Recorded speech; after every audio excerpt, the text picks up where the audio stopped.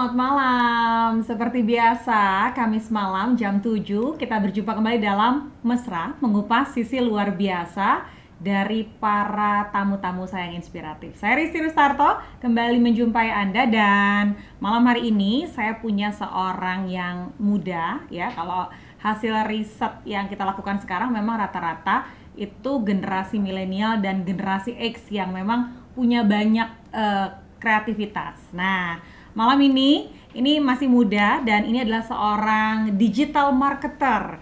Siapa dia? Michael Yo, selamat malam. Selamat malam, thank you Sis Risti atas undangannya. Ini Bro Mike ya? Bro Mike, biar kelihatan muda ya. Bukannya, oh berarti usianya berbeda nih ya? Oke. Michael Yo udah ada di sini. Mungkin udah banyak juga dari Anda yang mengikuti Michael di Instagramnya ataupun juga sudah banyak tahu mengenai sosok Michael Yo. Tapi malam ini kita bakal cerita lebih banyak lagi, cerita lebih dalam lagi mengenai apa saja sih yang dilakukan seorang digital marketer. Yes. Mike, kalau dibilang ya, apa sih sebenarnya profesi digital marketer itu? Mungkin kalau generasi muda udah banyak yang tahu nih, tapi kalau apa sih digital marketer ngapain sebenarnya? Yes, jadi sebenarnya profesi digital marketer adalah profesi yang membantu agar klien-klien yang punya produk, yang punya barang ataupun jasa, yang dimana kalau zaman dulu mungkin menggunakan metode pemasaran seperti lewat mungkin brosur, atau mungkin menggunakan lewat televisi, sampai sekarang masih gitu ya, tapi kan harganya lumayan ekspensif. Kemudian juga dari dulu pakai radio dan masih banyak media cetak lainnya, sekarang beralih ke platform digital. Ya. Nah, kita membantu mempertemukan antara market yang suka menggunakan platform digital, which is hampir semua orang ketemu sama produk atau barang dan jasa yang memang mereka cari dan mereka memang butuhkan. Nah, kita membantu mempertemukan itu sehingga terjadi konversi penjualan, ataupun paling tidak terjadi brand awareness. Jadi biar orang tuh makin aware, oh ternyata kalau misalnya beli baju, ada baju merek A. Atau kalau misalnya ada mau beli jasa, ada jasa merek B. Seperti itu. Jadi ibaratnya adalah kamu mengemas brandingnya, begitu? Bisa dibilang kayak gitu? Benar, mengemas branding, mengemas bagaimana kita buat corong. Jadi kalau produk itu misalnya sudah ada, misalnya kita bilang let's say kita bilang mug gitu ya, atau kita bilang barang yang bisa di custom. Nah, kita bakal melihat siapa market yang membutuhkan mug ini. Nah, market ini kita cari, kemudian dari market ini kita lihat seperti apa sih iklan yang cocok ke mereka, apakah lewat Google Ads, apakah lewat Facebook Ads. Kemudian dari situ kita lihat kurang lebih marketnya kita sudah set sampai nanti ke mereka terjadi itu ya, sudah ngelihat seperti websitenya ataupun mungkin masuk ke marketplace sampai terjadi ke penjualan. Nah, kita buat corong atau funnel untuk produk tersebut, seperti itu. Oke, jadi lumayan detail ya. Berapa lama sih kamu sudah menjadi seorang digital marketer ini? Basicnya sebenarnya profesi awalku bukan digital marketer. Profesi awalku itu adalah aku IO. Nah, dari IO ini buat program dan akhirnya kan kita membutuhkan pemasaran untuk produknya kita. Nah, dari pemasaran untuk produknya kita, nah dari sanalah akhirnya kita mulai membentuk tim digital marketer. Nah, dari tim digital marketer itu peserta atau orang-orang yang suka dengan acara kita sudah mulai berdatangan dan mulai deh banyak teman-teman yang nanya, tuh gimana caranya? Berarti dari awal kamu udah memang punya klien-klien sendiri ya? Iya. Kemudian akhirnya kamu kembangin jadi... Dikembangin. Seperti itu. Sampai akhirnya orang-orang yang tadinya merasa kok ya, produk yang seperti ini bisa laku. Ternyata dengan digital ada market yang memang orang tersebut membutuhkan. Seperti itu. Oke. Sekarang kan semuanya udah gampang nih, era digital. Tinggal klik, tinggal istilahnya tinggal cari, tinggal promo. Nah, kenapa masih butuh orang-orang seperti kamu? Karena tidak semua orang bisa mengkonsep. Karena digital marketer itu tugas kita adalah mengkonsep funnelingnya. Mulai dari mengkonsep seperti apa sih produknya, ya kan? Kira-kira apa sih kelebihan produk ini yang perlu market tahu. Kemudian kalau ada iklan atau advertising, tampilannya mau seperti apa, modelnya siapa. Kemudian marketnya kita mau bidik sasarnya siapa.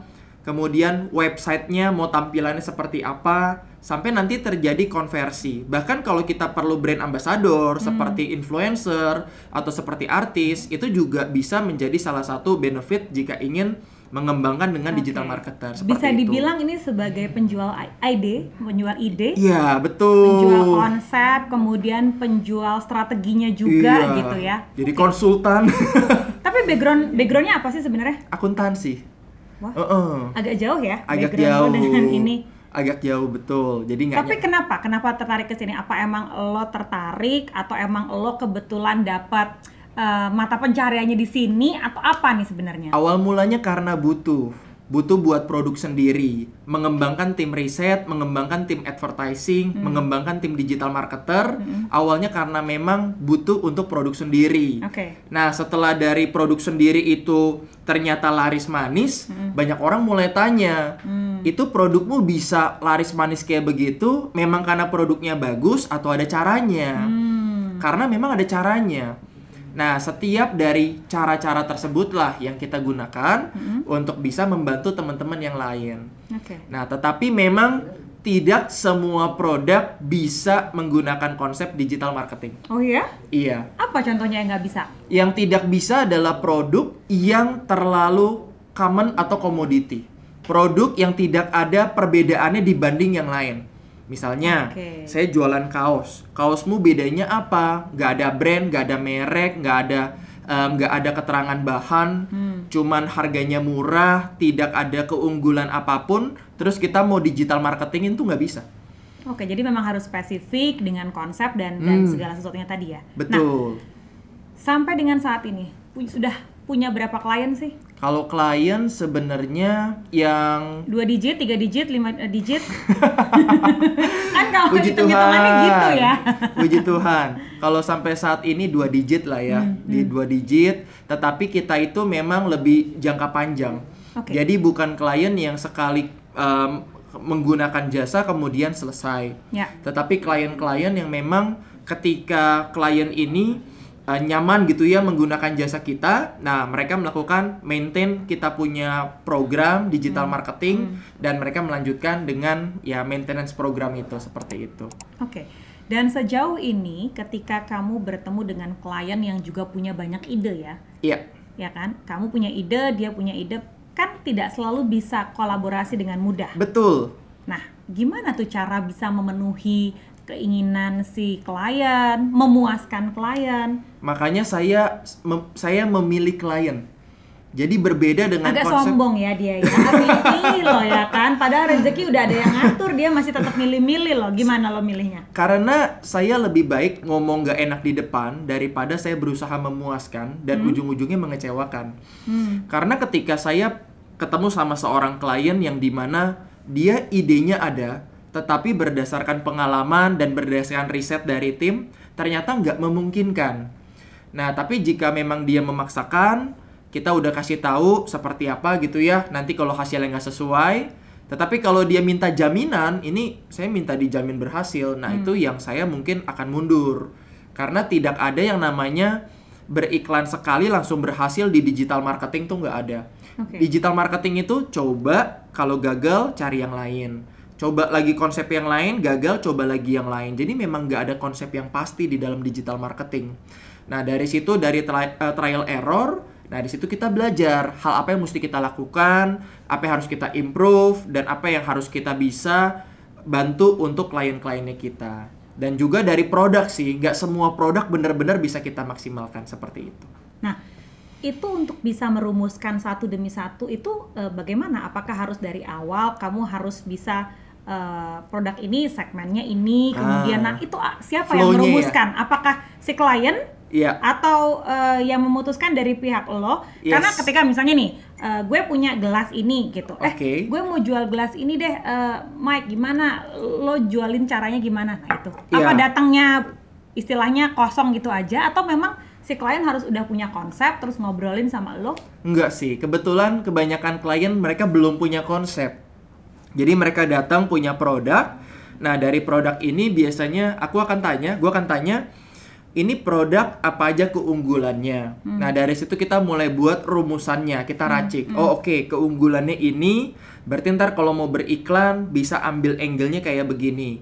Nah, nanti dari situ kalau misalnya kita mau buat website, tampilannya seperti apa. Nah, kemudian kalau emang kita butuh data-data, paling banyak memang dari mereka, terutama dari klien harus siapin data. Misalnya data testimoni, data kepuasan pelanggan, atau rating-rating yang mungkin sudah dilakukan di beberapa aplikasi. Yang melakukan riset adalah dari digital marketer atau ya dari kita. Tetapi kita minta datanya semua dari klien. Seperti itu. Nah, kalau klien nggak punya data alias minim data, nah disitulah kita melakukan namanya market survey. Jadi kalau emang belum ada testimoni, ya kita market survey dulu. Sampai nanti ada yang kasih testimoni. Karena mau nggak mau itu harus dilakukan. Seperti itu. Biar hasilnya sesuai dengan apa yang market rasakan. Gitu. Nah, tadi kan cerita ya. Ada yang bisa berhasil, ada yang gagal juga. Ada yang gagal. Nah, ketemu yang gagal, berapa banyak nih yang gagal atau berapa banyak yang gagal kemudian akhirnya komplain sama pihak Michael atau gimana? Kalau klien sebenarnya hampir nggak bisa komplain kalau mereka sudah menyetujui, gitu. Kecuali kalau mereka coba gitu ya, kemudian mereka nggak setuju pun kita jalan sendiri. Nah, itu ada kemungkinan mereka komplain. Nah, tapi kalau misalnya sudah sama-sama setuju, sudah tahu ada resiko bahwa di iklan ini bisa berjalan baik, ataupun juga bisa beresiko ternyata kurang maksimal hasilnya, mereka harus bisa terima. Nah, dari situ ya kita sama-sama evaluasi. Ada kurangnya di mana, apa yang perlu kita improvisasi, sepertinya ada miss di sini, target marketnya, segmentednya kurang tepat. Nah, disitulah kita coba improve ya, kita coba upgrade biar hasilnya lebih bagus, seperti itu. Harapannya sih nggak banyak-banyak banget ya gagalnya. Ini dari penjelasannya kelihatan ya ingin memuaskan ya. Oke, malam hari ini saya mau ngasih kesempatan buat yang live di Instagram buat kasih pertanyaan. Kebetulan ini punya kesempatan langka bersama Michael Yo. Boleh dua pertanyaan malam hari ini, boleh nanya langsung. Ditulis aja di kolom chat yang ada di bawah, nanti saya akan tanyakan ke Michael. Tapi kalau bicara mengenai digital marketer, ini secara kalau kita ngomongin I.O. kan udah jelas tuh, persentasenya adalah sekian persen nanti untuk I.O. Iya, kebetulan ya? I.O. sendiri punya lagi. Tapi kalau misalnya digital marketer itu ada hitung-hitungan pasti atau based on pengeluaran project atau gimana? Biasanya customize kalau itu ya, kalau digital marketer tuh sangat custom. Ada produk yang butuhnya hanya Facebook Ads, ada produk yang butuhnya dua-duanya, ada produk yang butuh juga membuat website khusus, ada produk yang membutuhkan misalnya endorser. Nah, itu semua nanti akan dikalkulasi apa saja kebutuhan dari klien. Nah, dari kebutuhan dari klien itu kita akan ajukan sebuah proposal penawaran. Nah, dari proposal penawaran itulah nanti akan di-meetingkan sama klien. Nah, nanti dia akan tanya-tanya seperti apa kebutuhannya, apa yang bisa dimaksimalkan, dan kita pun akan men-suggest hal-hal yang memang penting, gitu. Jadi kalau kita rasa ini memang nggak bisa pakai yang satu, harus pakai yang dua, kita akan bilang. Gitu, karena memang nggak semua produk cocok dengan FB Ads, nggak semua produk cocok dengan Google Ads, dan nggak semua produk cocok masuk ke marketplace. Gitu, jadi beda-beda, bener-bener sangat beda-beda. Complicated ya? Sangat complicated, jadi memang based on kita punya pengalaman sih, gitu. Nah, tapi sejauh ini apa kendala yang paling kamu rasakan di dunia ini, di bisnis ini? Kendala yang paling dirasakan itu adalah kadang bingung cari ide. Gitu. Sebenarnya bingung cari ide itu yang kalau kita pengen buat yang originalitas.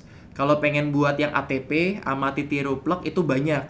Gitu ya. Karena bisa juga meniru kemudian memodifikasi bisa. Itu setuju, itu bisa.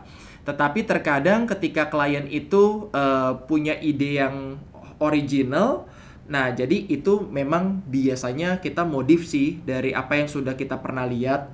Tetapi untuk menemukan originalitas ide itu yang terkadang butuh waktu. Nah, tetapi yang paling penting sebenarnya bukan hanya idenya, tapi produknya. Kalau kita nggak tahu apa keunggulan dari produknya, terutama produk yang terlalu common, commodity, yang terlalu banyak di marketplace, nggak punya branding, nggak punya keunggulan, misalnya hanya sangat sedikit sekali, itu yang akan susah diangkat isunya. Karena kan Tugas kita digital marketer adalah memberikan keunggulan-keunggulan itu sebanyak-banyaknya kepada market. Jadi kalau si market ini ternyata nggak tahu keunggulannya, ya mereka nggak bakal beli. Bahkan udah tahu pun belum tentu beli.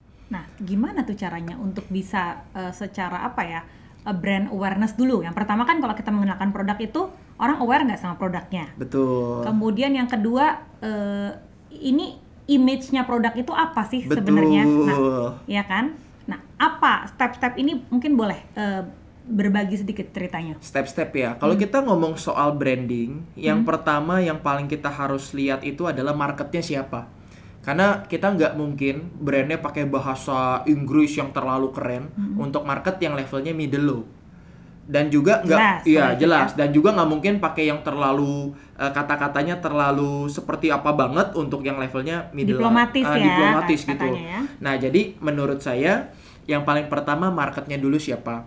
Okay. Nah, dari market ini kita melihat kalau kita jadi si market ini, kita mau melihat produk yang seperti apa sih? Oh, mau melihat produk yang keren, mau melihat produk yang berkualitas. Nah, biasanya kita kan panggil model-modelnya kalau pengen yang berkualitas. Biasanya model-model yang orang-orang Timur Tengah, yang hidungnya mancung, agak-agak ke Arab, agak-agak ke bule. Ini untuk talentnya? Ini untuk talentnya, misalnya baju gitu ya. Oke. Tapi kalau misalnya nggak mampu buat bayar talent, cuma mampu untuk segmentasi produknya, kemudian iklan-iklan minimal ya. Siapa tahu ya teman-teman mungkin ada yang sedang menjalankan bisnis saat ini. Betul. Sebenarnya itu pertanyaan yang bagus. Karena kalau kita bilang bisnis itu all about bagaimana juga punya modal. Nah, tapi jika teman-teman yang modalnya sangat terbatas, saya biasanya akan mulai masuk ke yang namanya adalah sistem reseller. Nah, jadi sistem reseller ini berbeda sama digital marketing. Karena kalau digital marketing itu sudah pasti kita harus memunculkan image yang bagus. Ya. Nah, jika memang ternyata modalnya kurang, artinya kan cash flow-nya, perputarannya kan juga kurang. Berarti yang harus diperbaiki awal adalah cash flow-nya dulu. Nah, bagaimana usaha itu cash flow-nya bisa berjalan kalau penjualannya bertambah banyak?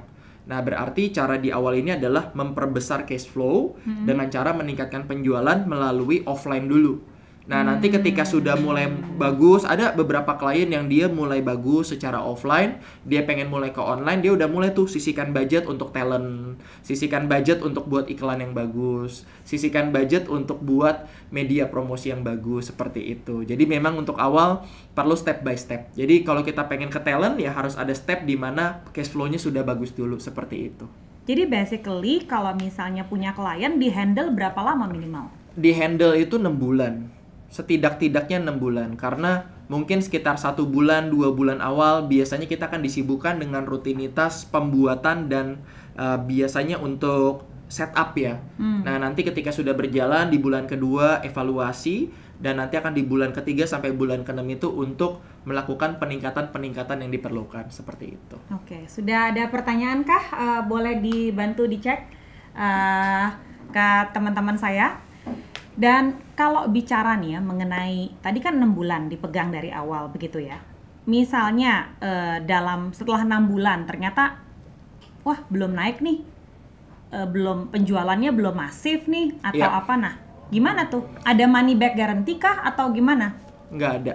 Jadi nggak ada money back guarantee karena memang. Tapi itu udah disadari klien ya dari awal ya. Karena memang nggak ada yang pasti di dunia penjualan. Kita nggak ada yang pasti. Oleh karena itu kita selalu bilang di awal, kalau misalnya untuk kita trial pun, untuk biaya iklan kita pakai yang sangat minim dulu. Seperti itu. Misalnya, let's say 100.000 per hari, sangat minim. Kita tester dulu, misalnya seminggu pertama. Jadi kita nggak langsung menggunakan biaya yang besar untuk beberapa hari. Jadi si klien pun juga nggak merasa mengeluarkan banyak uang untuk melakukan tester. Seperti itu. Jadi memang untuk digital marketing ini, sama seperti konsep zaman dulu, terkadang buat brosur aja kita berikan ke teman-teman gitu ya, atau kita berikan ke tempat-tempat yang bagus juga ujung-ujungnya bisa jadi bungkus nasi uduk. Jadi memang kadang-kadang nggak semuanya bisa it works, tapi kita berjuang agar bisa dapat hasil yang bagus gitu. Oke. Nah, kalau kita bicara mengenai zaman dulu sales and marketing yang konvensional nih ya, itu biasanya satu pakai flyer. Atau kalau misalnya jualan produk ada daminya, atau kalau jualan makanan ada sampelnya. Betul. Nah, di era digital apa nih yang di-share ke orang, ke calon konsumen? Kalau sekarang ini, kalau kita biasa nge-share mengenai before after. Before after juga bisa. Jadi kalau misalnya sebelum pakai, sesudah pakai seperti apa. Oke. Itu bisa. Kemudian yang kedua testimoni. Jadi kesaksian orang-orang yang selama ini sudah menggunakan produk atau sudah puas dengan kualitas produk, mereka boleh cerita. Atau bisa juga misalnya dengan, kalau zaman sekarang tuh dengan AI ya. Dengan VR, virtual reality. Jadi orang biasa kalau pengen lihat rumah, zaman dulu mesti datang ke rumahnya. Zaman sekarang pakai handphone yang sudah ada VR-nya, itu yang kayak Pokemon Go, yang kelihatan kayak sebelah asli. kiri ada apa, sebelah kanan. Bener, rumahnya bisa kelihatan hanya dengan geser handphone. Nah, jadi orang sudah punya pemandangan-pemandangan hanya dari hal-hal sederhana. Berikutnya lagi, misalnya menggunakan metaverse. Jadi suatu saat nanti ini nggak lama lagi. Apalagi tuh ya? Bentar lagi kan sudah ada yang namanya metaverse, dan sebenarnya sudah diumumkan sama Mark Zuckerberg ya, di mana CEO dari Facebook dan founder dari Facebook, mungkin CEO-nya udah ganti kalau nggak salah. Nah, di mana beliau sudah bilang bahwa sebentar lagi akan masuk ke eranya metaverse. Jadi apa-apa itu menggunakan hologram. Jadi ntar kalau meeting misalnya nggak ada nih sama Sis Risti begini, nggak ada. Nanti Sis Ristinya nih hologram. Sayanya hologram. Jadi ntar meetingnya kayak begitu. Apalagi kalau kayak pengen lihat barang, mungkin mic-nya hologram. Atau mungkin mic-nya hologram. Nah, semua nanti akan menggunakan hal-hal yang sifatnya ke metaverse. Itu juga bisa. Nah, tapi gini, untuk mengubah kebiasaan, habit ya. kemudian culture-nya kita gitu ya. Biasanya kan kalau kita membeli sesuatu produk, orang bilang ada uang, ada barangnya, atau lihat dulu dong barangnya bagus apa enggak, kualitasnya baru ini. Nah, kalau nanti berupa hologram, ini kan gue mau beli apa ya? Bener. Gitu kesannya. Nah, gimana tuh untuk mengedukasi ini juga ke klien ataupun juga ke calon customer? Bener. Nah, sebelumnya jujur kalau kita boleh bilang, kalau zaman dulu itu kalau misalnya kita belanja makanan, kita tuh harus cobain dulu makanannya. Harus merasakan dulu makanannya seperti apa. Kalau zaman sekarang itu reviewnya udah menjadi dasar dari kita punya kepuasan. Nah, kalau kita sekarang belanja online, mau di marketplace, mau dimanapun, selalu ada yang namanya review. Nah, yang kita lihat itu kan rating sama reviewnya. Nah, jadi dengan rating dan review akan menggantikan kekhawatiran orang yang harus pegang barang. Yang harus. Dan ini dilakukan tidak sama talent ya, kadang sama selebgram, YouTuber, ya kan? Ini yang menghasilkan pundi-pundi lainnya juga ya. Bener, apalagi sekarang toko di Tanah Abang atau toko di Mangga 2 udah berubah ke Shopee Mall ya. Yang Shopee yang kalau itu suruh belanja baju marketplace ya. Marketplace ya kan. Dia ada yang live ya kan, pegang baju ini nomor berapa, baju nomor berapa. Dan orang tuh udah nggak perlu lagi lihat baju nggak perlu lagi pegang, karena udah ada orang yang menggunakan baju nih, baju bagus kan, dipegang, dipakai, dan orang akhirnya mau beli. Apalagi kalau harganya terjangkau dan masuk dengan budgetnya mereka. Ada satu pertanyaan ini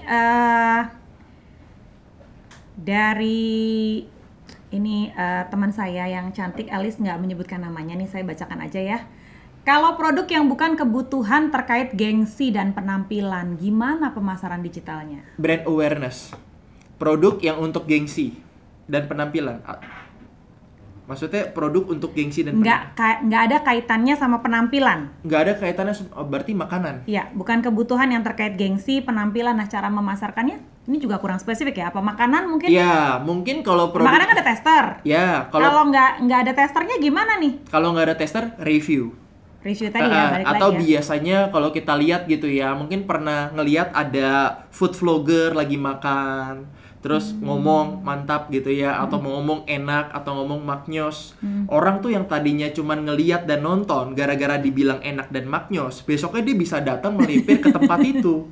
Jadi bener-bener zaman sekarang udah beda banget. Apalagi zaman sekarang setiap kali kita buka media platform apapun selalu kena iklan. Jadi kita yang tadinya terhindar dari iklan, jadi kena iklan terus. Dulu intensitas kita kena iklan kalau hanya nonton TV atau kalau kita hanya melihat media cetak. Zaman sekarang setiap menit kita kena iklan kalau buka handphone. Ya. Seperti itu. Nah, mungkin aku akan bantu jawab. Jika produknya bukan untuk gengsi, justru produk yang untuk gengsi ini yang paling berat untuk diangkat. Karena brand awareness-nya modalnya harus sangat besar. Contoh misalnya, kita lihat kalau sepatu Nike selalu bintangnya Cristiano Ronaldo. Dia bisa menggunakan bintang lain yang harganya lebih murah, tapi kembali lagi, gengsi itu ibarat sebuah prestige yang harus mengeluarkan uang lebih banyak, seperti itu. Oke. Ketika saya punya bisnis untuk produksi produk saya, itu kan juga butuh biaya. Nah, hitung-hitungannya berapa persen yang harus disiapkan oleh seorang pebisnis untuk biaya digital marketing? Ini juga mungkin menjadi pertanyaan tadi ya. Iya, pertanyaan bagus. Ya, mengenai biaya digital marketing berapa persen, sebenarnya selama ini nggak ada patokan pasti. Tapi biasanya budget marketing itu 20%. 20% sampai 30% untuk awal ya, tergantung memang dia barang atau jasa. Kalau dia jasa, biasa budgetnya bisa lebih besar, karena dia punya marginnya lebih besar. Tapi kalau dia barang yang marginnya tipis, kemungkinan nggak bisa terlalu banyak, antara 10-20%. Seperti itu. Jadi memang kembali lagi ke produknya, bahkan produk barang pun, kalau barang-barang, contohnya, barang mug ini kan nggak mungkin harganya terlalu tinggi. Apalagi kalau custom. Sudah pasti kuantitinya harus banyak. Dan pasti juga harganya bersaing. Nggak mungkin terlalu bisa banyak explore. Tapi beda kalau misalnya saya punya produk, saya punya slimming tea. Slimming tea ala Michael Yo, slimming tea ala Sis Risti. Dimana slimming tea ini nggak ada yang punya. Dan ternyata terbukti berkhasiat bagus. Mungkin modalnya nggak gede, mungkin di bawah 50.000, tapi orang-orang bisa beli di atas 250.000. Artinya bisa 5 kali lipat. Teman saya ada, dia produknya bikin sendiri, dia maklon di sebuah pabrik berdasarkan riset yang dia lakukan. Akhirnya pabrik tersebut bisa membuat. Dan akhirnya dengan harga yang sangat minimum, dia bisa jual dengan harga sangat maksimum. Seperti itu. Itu juga bisa. Wow. Maka tergantung barangnya. Mulai-mulailah mencari ide sejak malam ini ya. Nah, kalau kita kaitkan ya, antara digital marketing ini seberapa penting untuk sebuah produk. Yes. Sekarang ini yang mungkin Bro Michael tahu juga, Usana. Yes. Nah, bagaimana sebuah produk yang bertaraf internasional seperti Usana ini bisa masuk ke masyarakat, dan kemudian juga seperti yang malam hari ini kita hadirkan, ini kan juga adalah bagian dari digital marketer kah atau apa sebenarnya? Yes, kebetulan kalau hari ini kan, kalau saya nggak salah dengar, dan kalau bukan hoax, mohon maaf kalau hoax, dengar-dengar hari ini kita mau tapping, hari ini juga kita kedatangan virus Omicron katanya, untuk yang pertama di Indonesia. Kalau sebelumnya kan hoax gitu ya. Nah, bicara sudah dikonfirmasi tadi pagi ya? Ya sudah dikonfirm gitu ya. Jadi biar nggak salah nih, saya takutnya salah. Nah, tapi dari sini kan kita bilang bahwa sebenarnya orang Indonesia yang pertama sudah dipaksa berdigital, yang kedua karena pandemi ini dipaksa hidup sehat.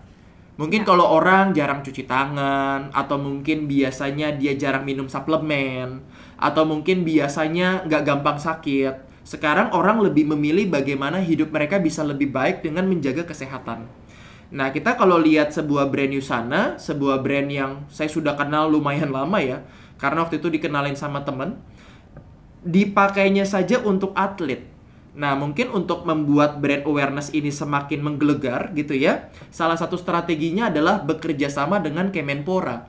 Jadi dari Kemenpora, ketika ada atlet ke luar negeri, ada yang juara-juara, Usana bisa memberikan dukungan kepada para atlet dengan memberikan produk-produknya Usana ke atlet-atlet yang berprestasi atau yang berkancah di dunia internasional, termasuk karena memang selama ini Usana banyak sekali ya yang juga digunakan oleh para atlet ya, dan memang, tapi sebagai seorang digital marketer, kamu melihat bahwa ketika bicara mengenai tadi suplemen ya, hari ini kita begitu aware akan pandemi COVID-19 dan ada varian baru lagi yaitu Omicron yang hari ini kabarnya sudah masuk Indonesia. Nah, bagaimana masyarakat juga harus bisa memilih mana suplemen yang baik, mana yang tidak. Kamu sebagai seorang digital marketer mungkin bisa menggambarkan itu. Iya, kebetulan saya juga hidup hidup sehat gitu kan. Kelihatan. Kelihatan. Sebenarnya nggak, ya lumayan. Tetapi memang saya kalau boleh dibilang membedakan mana yang berkualitas, mana yang tidak. Yang pertama adalah saya karena kan buat tubuh sendiri ya. Tubuh yang cuman satu-satunya. Jadi kalau kita pakai asal pakai gitu ya, yang katanya bagus tapi belum terbukti bagus, nanti kalau masuk ke tubuh kemudian bisa merusak fungsi organ tubuh, nanti yang repot adalah kita punya masa depan. Yang tadinya pengennya berumur panjang karena sembarang masukin, organ tubuhnya cepet rusak, dan akhirnya malah kita jadi nggak punya ketahanan dan daya tahan tubuh. Oke, gimana cara milihnya? Oke, saya harus melihat dari standar internasional. Iya, jadi saya biasa ngelihat lembaga apa yang sudah memberikan izin edar. Ya kalau di Indonesia ya terkenalnya BPOM. Kalau di internasional terkenalnya FDA. Nah, itu saja sebenarnya sudah cukup sih. Ditambah lagi kalau banyak testimoni dari para atlet-atlet yang dari seperti Usana, itu bisa membantu. Seperti itu. Kamu memperhatikan ingredients-nya juga? Ingredients, oh ya pasti memperhatikan. Terutama ingredients yang memang penting untuk keseimbangan. Biasanya kan multivitamin itulah ya, multivitamin. Tetap itu semua di ini ya, sebagai seorang digital marketer dan riset ini juga ya. Terakhir mungkin teman-teman ingin tahu, jika ingin memulai sebuah bisnis, apa sih step 1, 2, dan 3-nya? Silahkan. Untuk memulai sebuah bisnis, langkah pertama yang harus kita lakukan adalah, kalau dari saya pribadi, bukan masalah produknya apa, bukan masalah seperti apa yang mungkin cara digital marketernya, bukan. Tapi apakah produk ini benar, tapi apakah bisnis ini punya satu hal namanya faktor kali, gitu. Apakah bisnis ini benar-benar bisa mengkalikan kehidupan saya lebih baik dari segi keuangan, dari segi waktu. Apakah bisnis ini bisa membuat saya punya waktu yang berkualitas, atau malah bisnis ini membuat saya nggak punya waktu buat kehidupan saya. Bisnis ini bisa nggak mengkalikan kira-kira di masa depan keuangan yang saya impikan. Atau jangan-jangan bisnis ini malah membuat saya tambah tekor. Karena banyak orang selalu bangga dengan bisnis yang banyak, padahal omset yang nggak ada. Temen saya ada kemarin, bangga sekali dengan bisnisnya. Terus saya bilang, sekarang gimana? Bangkrut. Jadi terkadang bisnis itu bukan masalah keren-kerenan, tapi posibilitasnya untuk masa depan kita gimana. Biasanya saya akan melihat itu. Saya akan melakukan visibilitas dan posibilitas bisnis ini 10 tahun dari sekarang mau bawa saya kemana. Itu dulu yang penting. Baru yang kedua, setelah saya yakin dengan visibilitas dan apa yang saya sudah lihat, dari situ baru saya akan ambil menentukan langkah-langkah dari segi marketnya siapa, produknya apa, dan terakhir adalah bagaimana mendekatkan produk ini ke market. Sebenarnya sesederhana itu. Karena kan bisnis itu kan hanya masalah jual beli ya.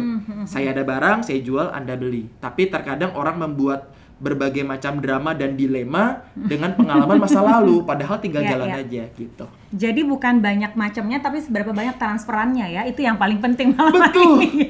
Karena bisnis bicara mengenai profit, bukan capek.